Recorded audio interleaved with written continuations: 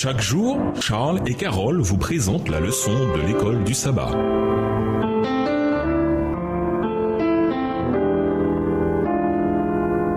Bienvenue à votre émission Dieu nous parle. Voilà la leçon de vendredi. Pour aller plus loin, un bon gérant agit selon les principes combinés du devoir et de l'amour. Souvenez-vous que le devoir a un frère jumeau, l'amour. Quand ils sont unis, ils peuvent accomplir presque tout. Mais l'un sans l'autre, aucun n'est capable de bien. Le devoir, c'est l'amour en action. Il nous suffit de méditer sur le sacrifice de Christ pour que l'amour éveille notre sens du devoir. Les principes du monde sont à l'opposé. La haine et sa jumelle, la rébellion. La rébellion peut être la haine en action. Lucifer s'est rebellé contre Dieu. Ézéchiel 28, versets 16 et 17. Et il continuera à le faire jusqu'à ce que Dieu le détruise. Il a changé l'autorité d'amour en un amour de l'autorité. Les chefs religieux d'Israël détestaient l'autorité et le pouvoir que possédait Jésus. Matthieu 22, verset 29. Même quand ils quittaient précipitamment le temple ou qu'ils évitaient son regard pénétrant, ils n'ont pas changé leur voie. À méditer, réfléchissez davantage à cette idée d'amour et de devoir. Que veut dire Ellen White quand, après les avoir qualifiés de jumeaux, elle dit que l'un sans l'autre n'est pas capable de bien?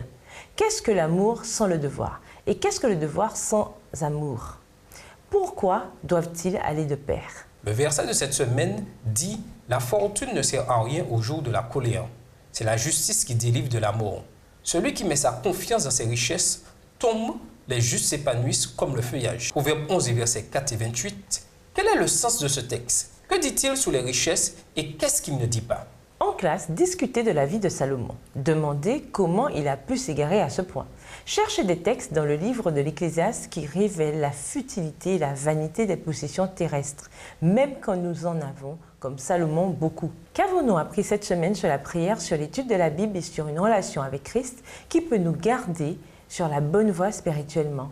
Comment des gens qui n'ont pas beaucoup de biens terrestres peuvent-ils néanmoins se retrouver pris dans le piège tendu par Satan? Pour conclure, pour rester en alignement avec le Christ et ne pas nous conformer au monde, il existe un moyen clé, gérer les ressources qui nous ont été confiées. L'une de ces ressources majeures, c'est notre temps. Le temps est un don qui, une fois dépensé, ne peut être retrouvé ou renouvelé. Il est extrêmement important d'apprendre à gérer notre temps. La façon dont nous l'utilisons révèle ce à quoi nous attachons de la valeur, la profondeur de notre relation avec Dieu et notre désir de refléter son caractère. Jetez un coup d'œil sur votre agenda pour voir ce qui consomme la majeure partie de votre temps. Au revoir. Et à demain si Dieu veut. Dieu nous parle. Chaque jour, Charles et Carole vous présentent la leçon de l'école du sabbat.